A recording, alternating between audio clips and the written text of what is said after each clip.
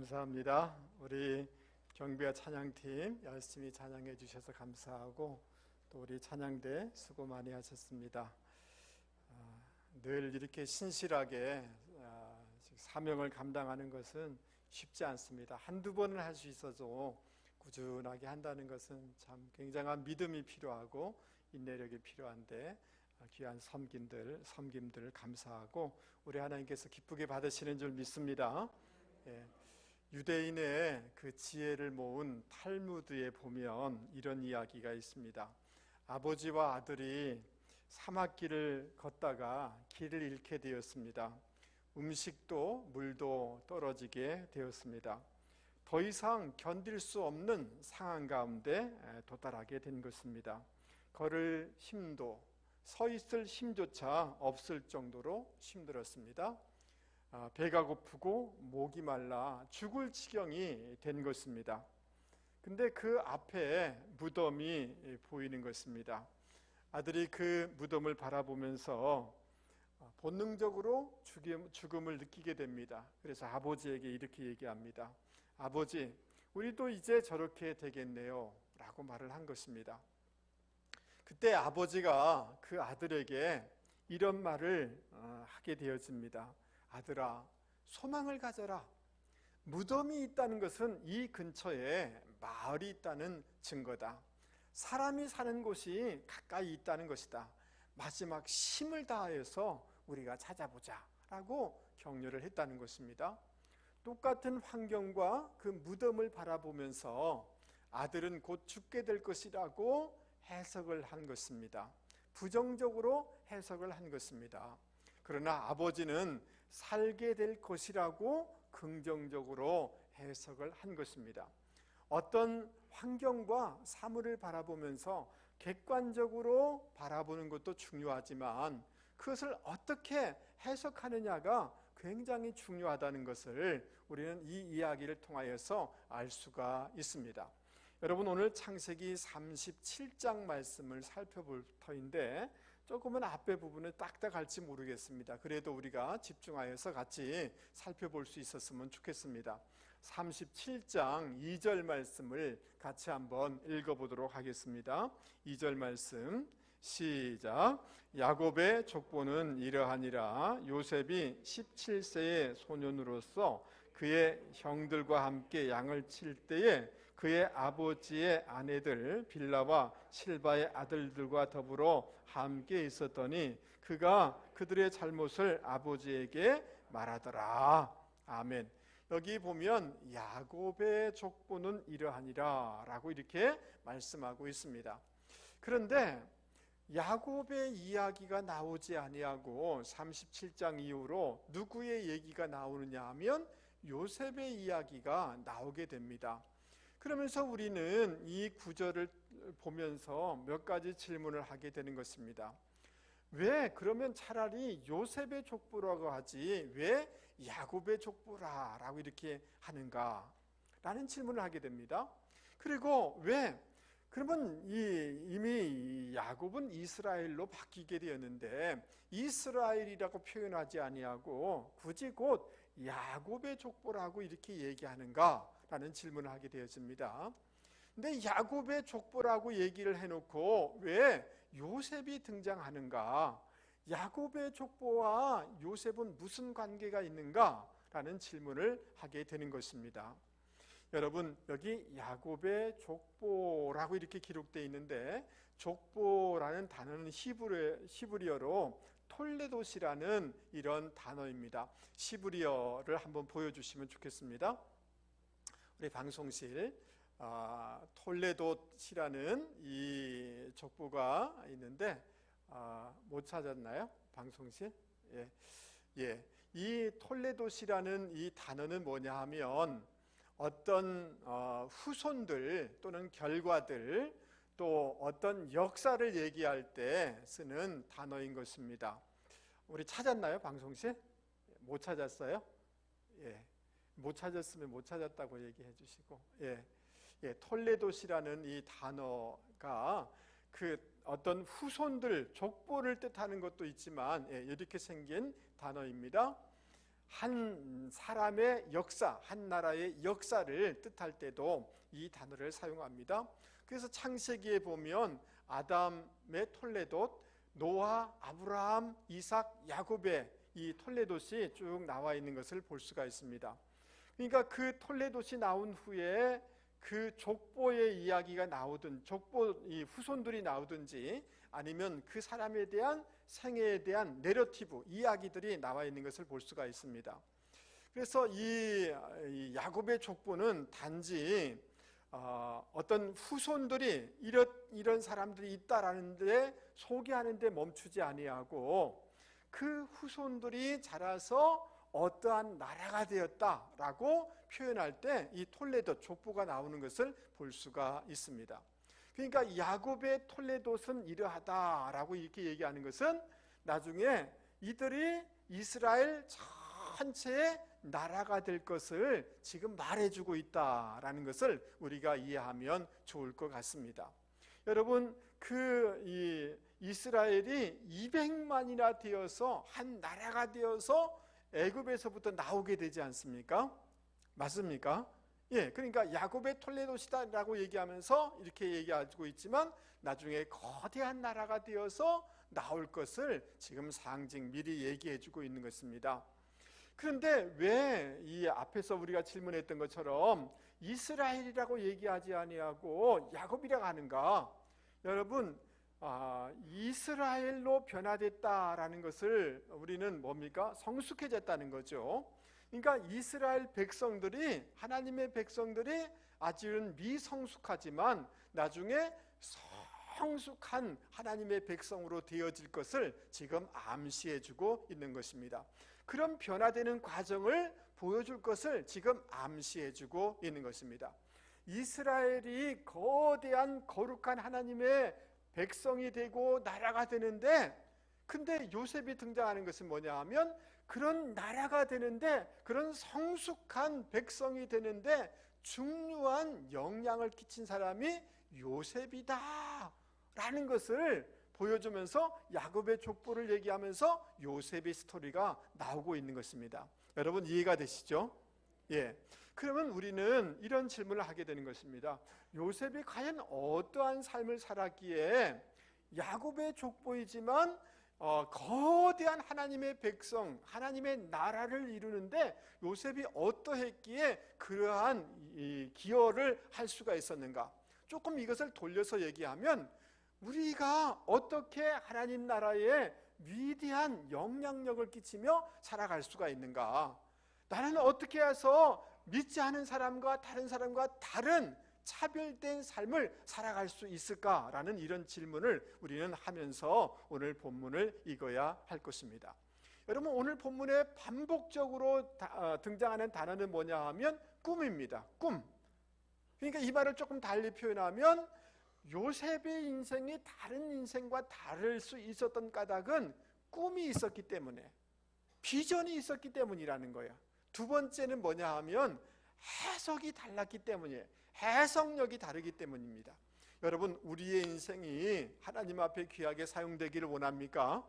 하나님 나라를 확장하는 데 사용되기를 원하십니까? 그것은 두 가지예요. 하나님의 비전이 있느냐, 하나님의 관점에서 해석하는 해석력이 있느냐에 따라서 우리의 삶이 달라질 수 있다는 것을 여러분 꼭 기억하실 수 있기 바랍니다. 한번 따라서 한번 해보겠습니다. 꿈과 해석력입니다. 우리의 삶을 다르게 만드는 것이 뭐라고요? 꿈과 해석력이다 라고 얘기할 수가 있습니다. 여러분 5절 말씀 보십시오. 요셉은 5절 말씀에 보면 요셉이 꿈을 꾸고 그래서 형들에게 더욱 미워함을 받았다라고 말씀하고 있습니다.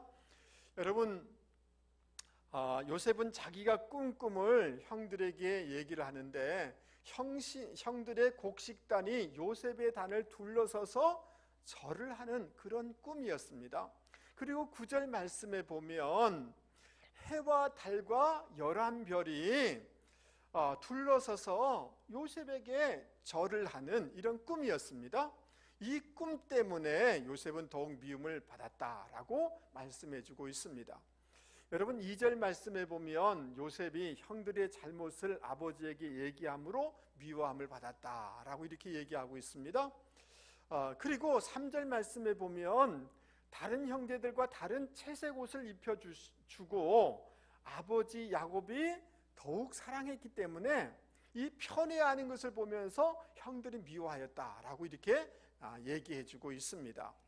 그런데 그 요셉을 궁극적으로 형들이 미워하게 한 까닭은 아주 불을 지른 것은 그것보다 더 심각한데, 그것은 뭐냐 하면 꿈 때문이었다는 거예요.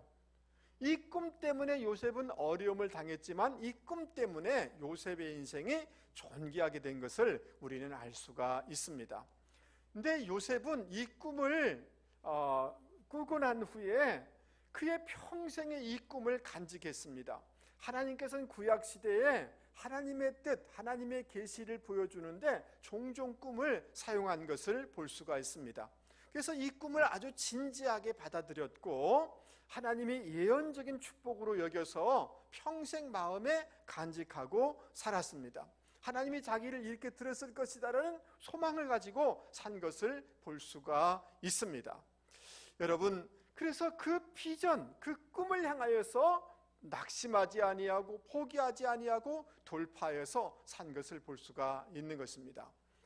폴 마이어라는 분이 미국을 쭉 조사를 했는데 이런 통계를 이분이 보고하고 있어요. 미국의 3%는 상류층이고 10%가 중산층이라는 거예요. 그리고 60%가 하류층이고 27%가 그 밑에 최하층이라는 거예요. 근데 상류층과 중산층과 그리고 그 밑에 있는 층에 무엇이 그들의 삶을 가르는가를 연구를 했는데, 그것은 한마디로 얘기하면 비전이 있는가 비전이 없는가에 의해서 그 층이 나누어지더라는 거예요. 그리고 이게 폴 마이어라는 분이 더 섬세하게 조사를 했는데, 그러면 상류층 3%와 그 중산층 10%는 무엇이 다른가를 연구를 했는데, 상류층 3%는 자기의 비전과 꿈을 글로 쓰고 목록화하여서 그것을 위해서 살아가더라는 거예요. 이런 점에서 차이가 있더라는 거예요. 여러분, 제가 이 보고서를 보면서 폴 마이어라는 사람이 과연 어떤 사람인가 그 인터넷을 통해서 검색을 막 했어요. 근데 여러 가지를 알면서 굉장히 은혜가 되고 도전이 됐어요. 왜냐하면 폴 마이어라는 분이 아주 신실한 크리스찬인 것을 알게 되어서 되게 굉장히 은혜가 됐습니다. 여러분, 이 폴 마이어라는 분은 젊은 시절에 그 취업을 위해서 면접을 봤는데 57번이나 보고 떨어진 사람이에요. 57번이나 떨어진 사람이에요. 그리고 마지막 겨우 붙었는데 여러분, 취직해서 3주 만에 해고를 당합니다. 왜 해고를 당했는가? 대학을 졸업하지 못해요. 그리고 말이 더듬어요. 그래서 3주 만에 겨우 들어간 직장에서 쫓겨나서 나중에는 실직 상태뿐만 아니라 노숙 단계까지 이렇게 빠지게 되는 이런 사람이었습니다. 어느 날 자기 앞에 고급 자동차가 휙 지나가는 거예요. 그걸 보면서 굉장히 분노가 마음속에 치밀어 올랐습니다. 젠장, 세상이 왜 이렇게 불공평한 거야? 똑같은 인간인데 누구는 고급차를 타고 화롭게 살아가고 나는 이렇게 구걸하면서 살아갈 수가 있는가? 아주 분노를 이렇게 화가 올라오면서 투덜댄 것입니다. 그렇게 막 방황하고 고민하는 가운데 어느 날 교회에서 자기가 다녔던 교회 목사님이 설교했던 것들이 딱 떠오르게 되는 거예요. 야고보서 1장 말씀이죠. 하나님께 기도하면 하나님은 꾸짖지 아니하시고 지혜를 주신다는 그 말씀이 이상하게 딱 지나가는 거예요. 그래, 이 절망적인 상황에서 내가 하나님께 기도해야 되겠다.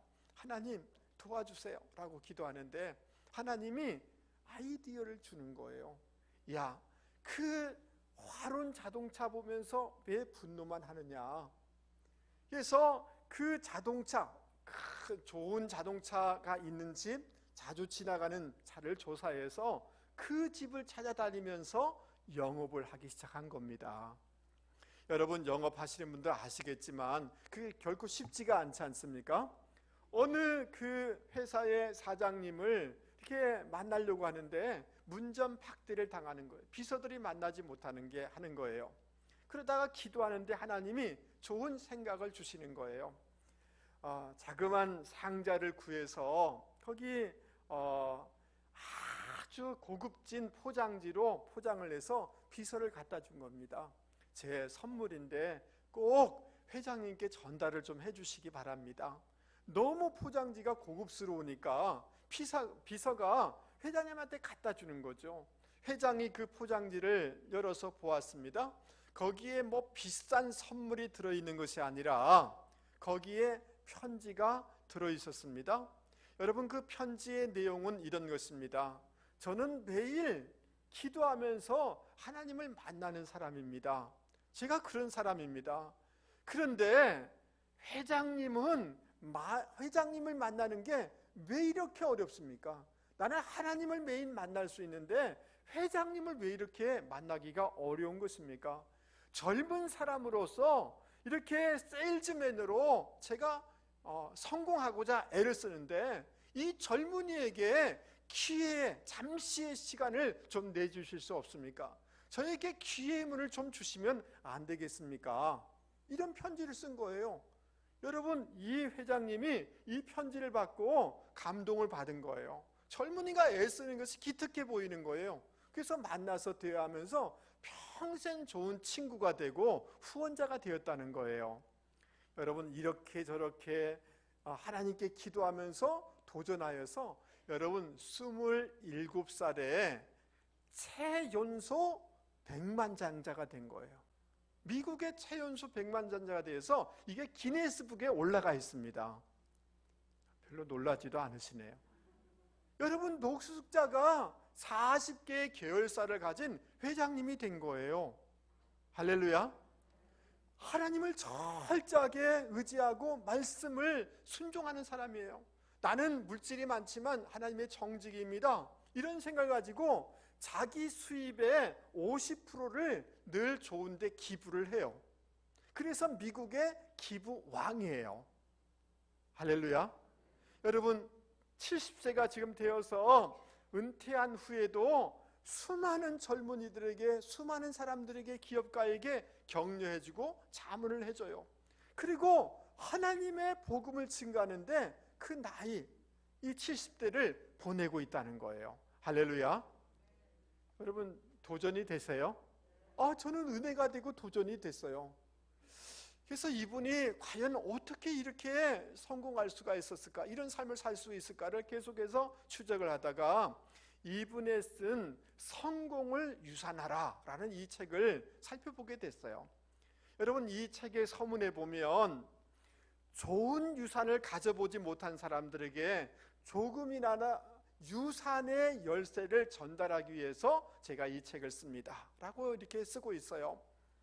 당신의 지나온 과거가 어떠하든지 간에 당신에게는 내일이라는 미래가 있습니다. 이 말을 굉장히 강조를 해요. 나는 이런 유산을 이렇게 가지게 됐지만 이제 내가 만든 유산에 덧붙여서 자녀들에게, 동료들에게, 친구들에게, 직원들에게, 수많은 지인들에게 이 비법을 알려주기 위해서 제가 이 책을 씁니다 라고 서론에 쓰고 있는 것입니다. 그러면서 참 그 내용들이 다 신앙적인 거예요. 그러면서 유산의 최종적인 완성은 다른 것이 아니라 하나님을 아는 것입니다. 그리스도와 걸어가는 것입니다. 하나님의 뜻을 발견하는 것입니다. 그리고 유산의 최종적인 우리의 의식해야 될 것은 뭐냐 하면 나는 어떻게 기억될 것인가가 중요한 유산입니다 라고 얘기하고 있는 거예요. 여러분, 생각해 보세요. 우리가 죽은 다음에 우리 자녀들이 우리 아버지는 어떠한 아버지로 기억될까요?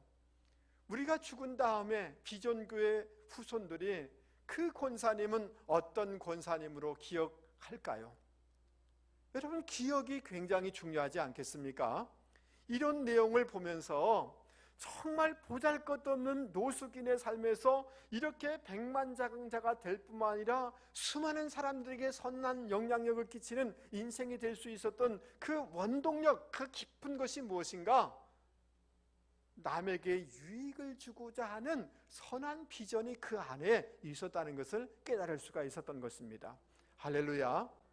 그러므로 사랑하는 성도 여러분, 우리 모두에게 지금 나이가 어떠하든지 간에 어떤 상황 가운데 있다 할지라도 하나님이 주시는 비전, 하나님이 주시는 꿈에 의해서 움직여지는 분들이 되기를 주님의 이름으로 권면을 드립니다. 나에게 꿈이 있으면 여러분 어떤 절망 가운데서도 일어설 수가 있는 것입니다. 나에게 꿈이 있다면 그 모든 것들을 이겨내고 돌파할 수 있게 되는 줄 믿을 수 있기 바랍니다. 나에게 꿈이 있다면 두려움을 극복하게 되어지고 내 인생에 생기가 있게 되어지는 줄 여러분 믿을 수 있기를 바랍니다. 여러분 잠언서 말씀에 보면 잠언서 29장 18절 말씀입니다. 같이 한번 읽어보겠습니다. 시작. 묵시가 없으면 백성이 방자히 행하거니와 율법을 지키는 자는 복이 있느니라. 아멘. 할렐루야. 여러분 그 영어 성경에는 이렇게 번역하고 있습니다. Where there is no vision, 비전이 없으면 perish, 망한다는 거예요. 방자에 행하게 된다는 거예요. 무질서해지게 된다는 거예요. 포기하게 된다는 거예요. 여러분 하나님으로부터 오는 비전을 품을 수 있는 저와 여러분이 되기를 바랍니다. 여러분 요엘서 3장 28절에 그 후에 내가 내 영을 모든 육체에게 부어줄 것이니 너희 자녀들은 예언을 하고 늙은이들은 뭐요? 꿈을 꾸며 젊은이들은 무엇을 본다고요? 환상을 보게 될 것이라고 말씀해주고 있습니다. 여러분 더욱 기도하실 수 있기 바랍니다. 하나님의 말씀을 이겨나갈 수 있기 바랍니다. 말씀에 도전받아서 흥분하고 그런 거룩한 의분을 가져서 우리 마음 가운데 비전과 꿈이 있기를 주님의 이름으로 권면을 드립니다. 할렐루야. 여러분 오늘 저와 여러분의 인생 가운데 생기가 있고 활력이 있고 다른 사람과 다른 인생을 만들고 하나님 나라에 쓰임 받으려고 한다면 오늘 저와 여러분 가운데 거룩한 비전에 휩싸이는 사람이 되어야 되는 줄 여러분 믿을 수 있기 바랍니다. 여러분 꿈을 꾸세요. 우리 옆에 사람한테 얘기하겠습니다. 집사님 꿈을 꾸시기 바랍니다. 하나님 우리 가정이 우리 가문이 하나님의 명문 가문이 되기를 원합니다. 우리 자녀들이 이렇게 쓰임받는 그런 인생이 되기를 원합니다. 거대한 꿈들이 많아지기를 바랍니다. 아멘. 여러분 꿈을 꾸면 절망도 어려움도 이겨나갈 수 있게 되는 줄 믿을 수 있기 바랍니다. 우리 인생을 존귀하게 만들고 우리 인생을 구별시키고 우리 인생을 하나님 나라에 귀하게 사용되는 것은 꿈입니다. 두 번째는 해석력입니다. 두 번째는 뭐라고요? 해석력입니다. 여러분 8절 말씀을 한번 보시기 바랍니다. 8절 그의 형들이 그에게 이르되 내가 참으로 우리의 왕이 되겠느냐 참으로 우리를 다스리게 되겠느냐 하고 그의 꿈과 그의 말로 말미암아 그를 더욱 미워하더니 여러분 이 요셉이 꾼 꿈에 대하여서 형들은 어떻게 해석을 하고 있느냐 하면 왕이라는 말은 말라크라는 거예요. 통치하다는 거예요. 다스리다, 마샬이라는 단어인데 지배한다는 거예요. 그러니까 이 꿈에 대해서 형들은 어떻게 해석을 했냐면 지배와 피지배의 관계로 해석을 했다는 거예요. 높고 낮음의 문제로 이 꿈을 해석했다는 거예요. 여러분 이해되시면 아멘 하시기 바랍니다. 자, 그러면 이 해석이 과연 맞는가? 여러분 7절 말씀을 한번 보시기 바랍니다. 우리가 밭에서 무엇을 묵더니 곡식단을 묵더니 내 단은 일어서고 당신들의 단은 내 단을 둘러서서 그 다음 뭐예요? 절하더이다. 여러분 이 사람들의 직업은 뭡니까? 목축업입니다. 목축업. 목축하는 사람들이 추수를 합니까? 안 합니까? 안 합니다. 자, 그런데 곡식을 거두고 있다는 것은 이들이 나중에 양식 문제 때문에 어려움을 당한다는 것을 보여주고 있는 거예요. 할렐루야. 자, 그런데 요셉의 단은 일어서고 다른 단들이 절을 하게 된다. 요셉을 통하여서 이 곡식의 문제, 양식의 문제, 경제적인 문제가 해결될 것을 보여주고 있는데, 형들의 해석은 뭘로 해석하고 있어요? 높고 낮음의 문제, 지배와 피지배의 관계로 이 꿈을 해석하고 있다는 거예요. 잘못 해석하고 있는 거죠. 맞습니까? 맞습니까? 여러분, 근데 이 꿈을 단지 여기서만 멈추면 안 됐습니다. 형들은 자신들에 있는 죄성 때문에, 시기함 때문에 의로운 요셉을 죽이려고 했어요. 근데 죽였다고 생각하는 요셉에 의해서 그들이 나중에 양식 문제가 해결되어지고 살게 되지 않습니까? 그들의 문제가 해결되죠. 여러분, 예수님 때에 당시 종교 지도자들과 또 종교 지도자들에 의해서 충동을 받은 이스라엘 백성들이 예수 그리스도를 십자가에 못 박아 죽입니다. 죽인 이유는 뭐냐 하면 시기심입니다. 죽인 이유가 뭐라고요? 시기심입니다. 아주 촌사람으로 생각했던 나사렛 예수가 일어나서 설교를 하는데 자기들하고 다른 거예요. 권세가 다른 거예요. 예수님이 기도하는데 죽은 나사로가 살아나는 거예요. 소경이 눈을 뜨는 거예요. 수많은 사람들이 예수님을 따르는 거예요. 그래서 예수님을 시기하면서 예수님을 죽였어요. 그런데 여러분, 그 예수님이 부활하셔서 우리의 모든 인생의 문제를 해결해 주신 것입니다. 할렐루야. 그러니까 요셉의 꿈은 단지 요셉의 할 일을 얘기해 줄 뿐만 아니라 예수님이 오셔서 이 땅 가운데 어떠한 일을 하실 것인가를 보여주는 것이죠.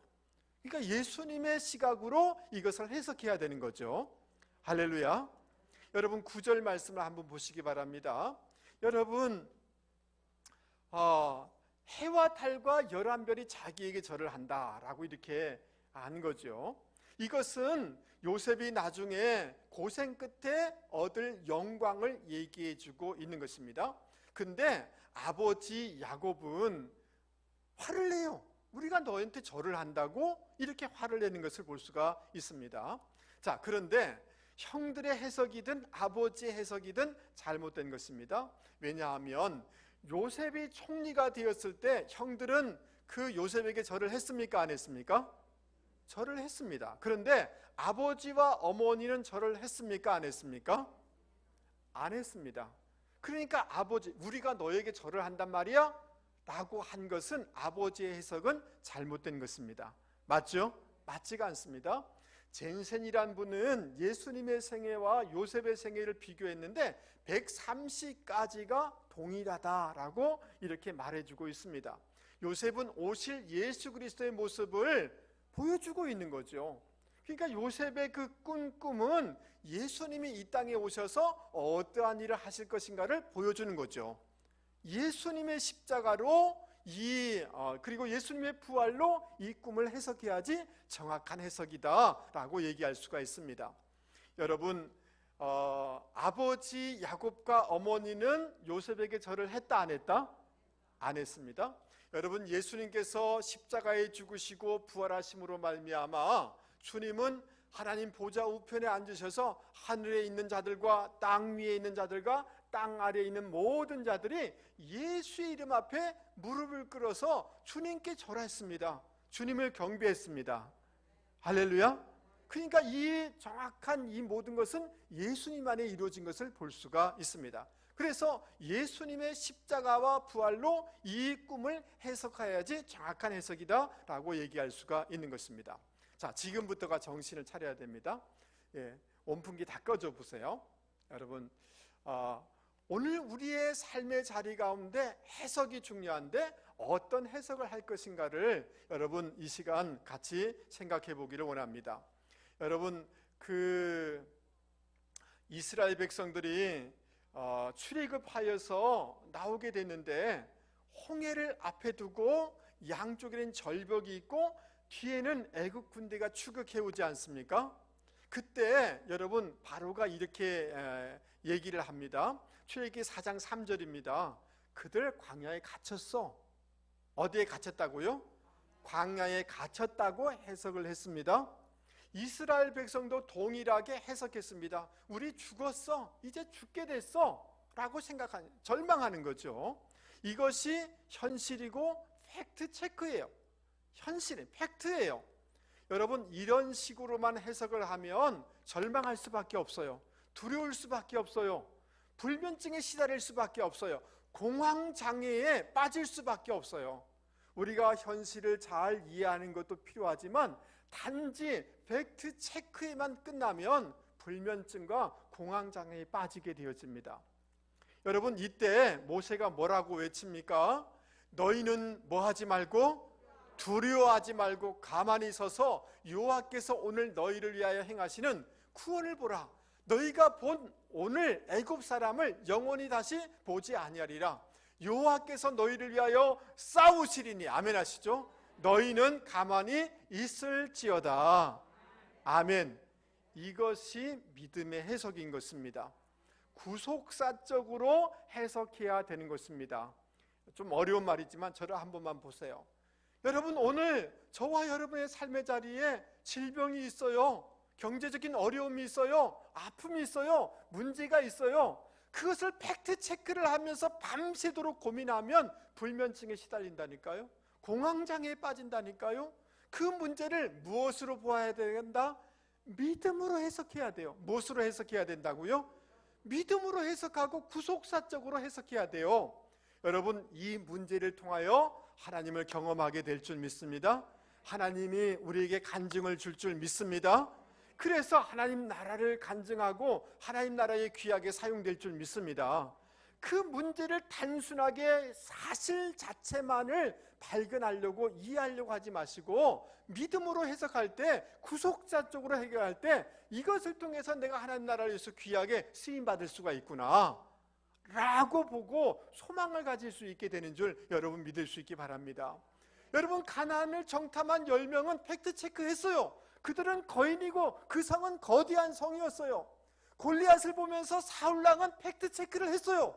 백성들은 두려워했어요. 그러나 다윗은 믿음의 눈으로, 하나님의 눈으로 볼 때 그것은 아무것도 아니었던 거죠. 여러분, 이런 믿음의 해석, 구속사적으로 해석할 수 있는 저와 여러분이 되기 바랍니다. 그 문제가 간증거리가 될 줄 믿습니다. 하나님의 살아계심을 증거하는 통로로 우리를 들어쓰기 위한 것인 줄 여러분 믿을 수 있기를 바랍니다. 두 번째, 우리의 상황과 문제들을 어떻게 해석해 나갈 것인가? 요셉은 어릴 적에 어머니를 여였습니다. 형들에 의해서 노예로 팔려가게 되었습니다. 사랑하는 아들에서 순식간에 비참한 노예로 전락하여서 목에 쇠사슬을 감고 맨발로 그 뜨거운 사막을 걸어갈 때 요셉의 마음이 어떻게 했었겠습니까? 억울한 누명을 받고 감옥에 갇혀 있을 때 얼마나 가슴이 아팠겠습니까? 감옥은 그냥 편한 곳입니까? 감옥의 신고식이라는 것이 너무나 혹독하고 무섭지 않습니까? 그 감옥에 갔을 때 그 두려움이라는 것은 말할 수가 없는 것입니다. 여러분, 그러나 하나님은 이 생활들을 통하여서 요셉을 훈련시켰습니다. 어둠의 긴 터널처럼 보일지 모르지만 그 낮아짐을 통하여서 여러분 더 영적으로 성숙해지게 된 것입니다. 내면이 다듬어지게 된 것입니다. 주님의 모습을 가장 보여주는 주님을 닮은 모습이 된 것입니다. 그 낮아짐 속에 위대한 총리가 내포되어 있었던 것입니다. 할렐루야. 여러분, 지금 광야 뜨거운 태양 아래 걸어가는 한 명의 사람이 있었습니다. 여러분, 이 사람을 보면서 어떻게 해석하시겠습니까? 참 불쌍하다, 죽을 것이다, 동굴에서 겨우겨우 먹고 자는 사람이었습니다. 여러분, 어떻게 해석하시겠습니까? 그러나 그 한 사람은 누구였느냐 하면 위대한 이스라엘을 이끈 다윗 왕이었습니다. 그 광야 생활 속에 위대한 성군이 내포되고 있었던 것입니다. 할렐루야. 여러분, 예수님께서 십자가 지심으로 우리의 저주의 문제가 해결된 줄 믿습니다. 예수님이 낮아지심으로 우리를 부욕해 하여 주신 줄 믿습니다. 예수님이 채찍에 맞으심으로 우리가 나음을 얻은 줄 여러분 믿을 수 있기를 바랍니다. 주님이 십자가 지시고 부활하심으로 우리에게 승리를 가져다 주신 줄 믿습니다. 이것이 십자가의 관점이에요. 예수의 눈으로 해석하는 것입니다. 예수님의 십자가 안에는 역전과 역설이 내포되어 있는 것입니다. 할렐루야. 제가 오늘 사진을 하나 보여드리려고 합니다. 여러분, 저 거대한 산을 보시기 바랍니다. 어떻게 저 산이 저렇게 큰 산이 되고 거대한 산이 될 수가 있었을까요? 그것은 골짜기가 깊기 때문에 거대한 산이 될 수가 있었던 것입니다. 할렐루야. 나에게 지금 아픔이 있다고요? 나에게 어려움이 있다고요? 나에게 치명적인 문제들이 있다고요?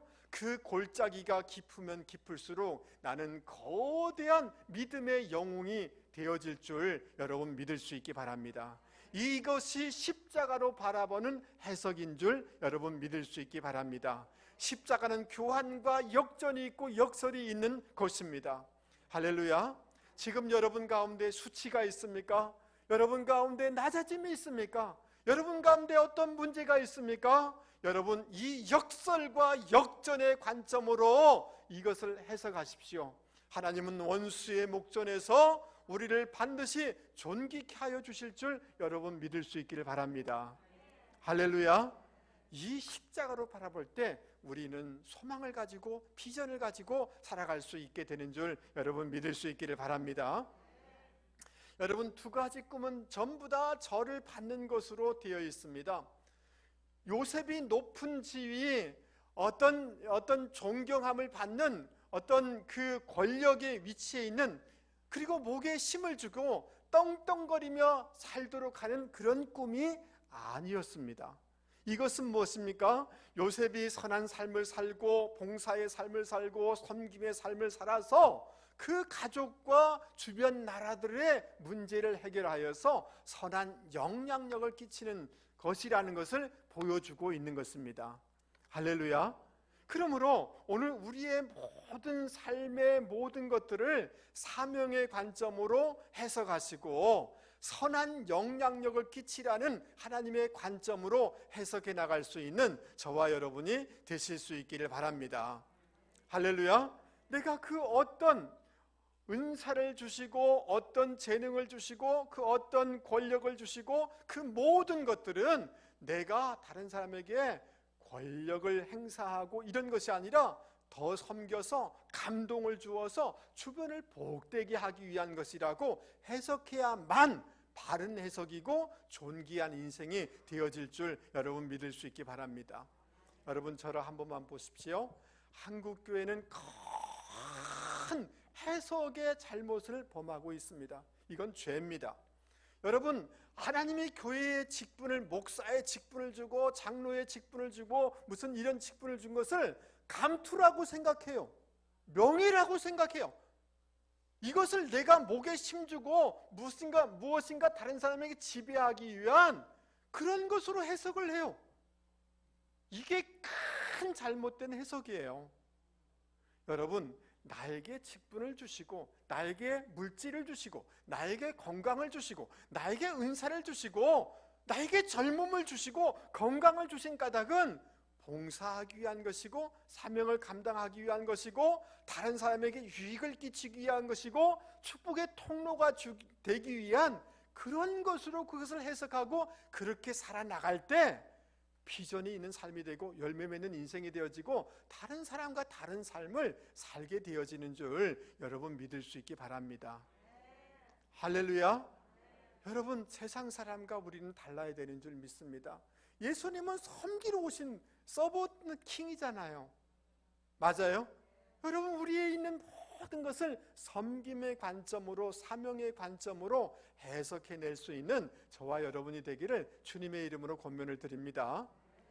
여러분, 그냥 그거 막 근데 올라가야지. 일도 안 하면서 그거 올라가서 어떻게 하려고요? 큰일 납니다. 할렐루야. 사랑하는 성도 여러분, 말씀을 마치려고 합니다. 무엇이 우리 인생을 다른 안 믿는 사람과 다르게 만드는 게 무엇일까요? 똑같이 신앙생활을 하는데 하나님이 기뻐하고 하나님 나라에 귀하게 사용되는 인생이 되느냐 안 되느냐는 두 가지에서 차이가 납니다. 꿈이 있느냐. 여러분, 꿈의 사람이 되기를 주님의 이름으로 축복합니다. 특별히 오늘 우리 은빛 어르신들 꿈을 꾸실 수 있기 바랍니다. 이 나이가 돼도 꿈을 꾸세요. 하나님을, 여러분을 통해서 여러분 가정, 자녀, 손들 가운데 놀라운 일들을 일어날 것을 꿈꾸실 수 있기를 바랍니다. 할렐루야.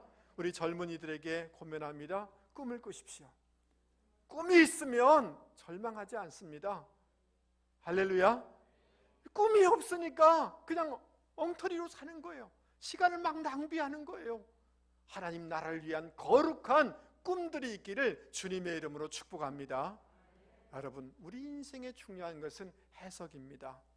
할렐루야. 여러분, 구속사적으로 믿음으로 해석하기 바랍니다. 아멘. 아이소마. 할렐루야. 어려워 죽겠다고요? 그건 팩트체크예요. 그것을 통해서 하나님 만날 것입니다. 간증인 인생이 될 것입니다.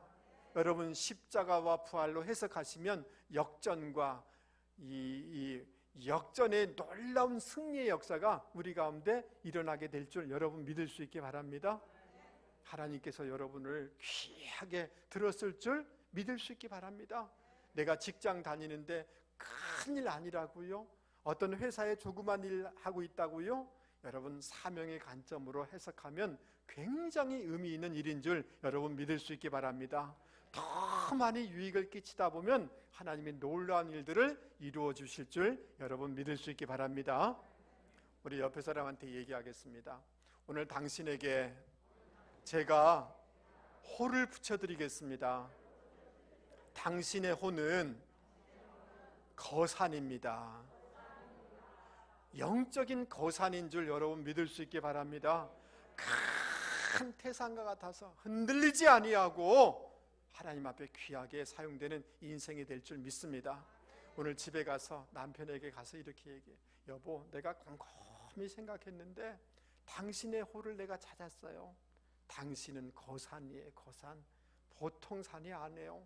지금까지 이 가정을 유지한다고 당신 애쓰셨어요. 당신은 대상과 같이 참 위대한 분이세요. 이렇게 호를 붙여드릴 수 있기 바랍니다. 할렐루야. 오늘 우리 마음속에 흥분이 되고 꿈에 의해서 이번 한 주 동안 살아가는 분들이 되기를 주님의 이름으로 축복합니다. 우리 말씀을 생각하시면서 찬송하겠습니다.